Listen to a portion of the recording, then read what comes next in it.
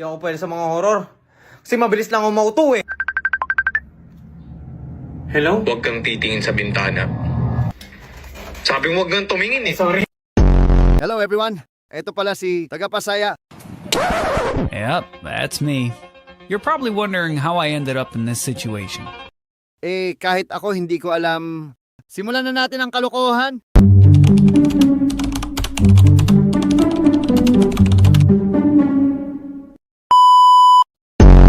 Mabait na, masipag pa, yan ang dapat tularan ng mga kabataan. Dahil imbis na nasa bahay lang at nagsiselfone, dito ay busy-busy siya sa kanyang negosyo.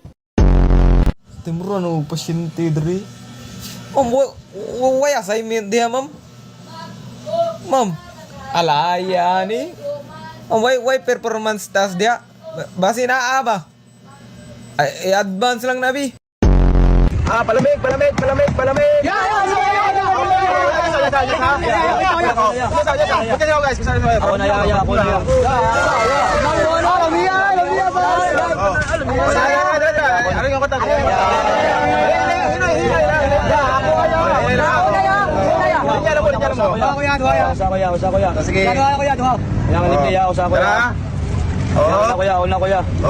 Isa mo na yun ako.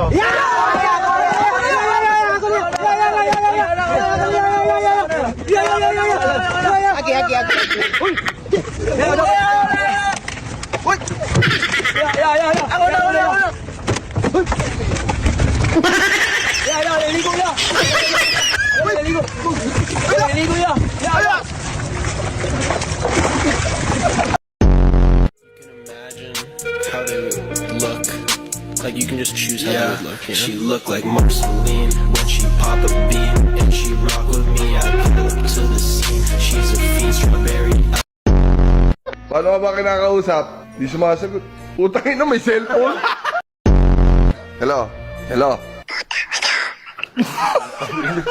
Putang ina daw. Hello? Ano kinamatay mo? Uy, puta. Saan ka nakatira? Secret! Ba't tanghali ka nagmumulto?